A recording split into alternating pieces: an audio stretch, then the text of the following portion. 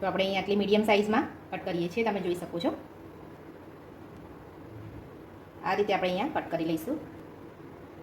તો આપણે આટલો મીડિયમ જાડું રાખવાનું છે, વધારે પડતું જાડું નથી રાખવાનું।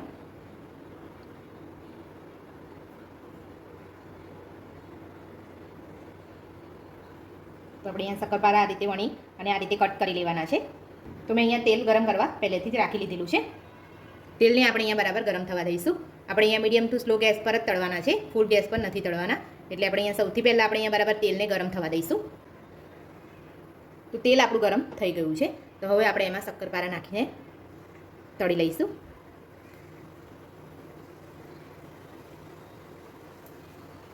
શક્કરપારા આપણે તેલમાં નાખ્યા પછી ગેસને આપણે સ્લો જ રાખવાનો છે।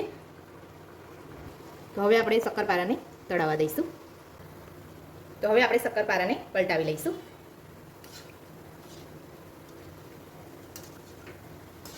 બીજી સાઈડ પણ આપણે એને તળાવવા દઈશું। તો આપણા શક્કરપારા તળાઈ ગયા છે, તમે જોઈ શકો છો, સરસ તળાઈ ગયા છે। હવે આપણે એક વાસણમાં કાઢી લઈશું।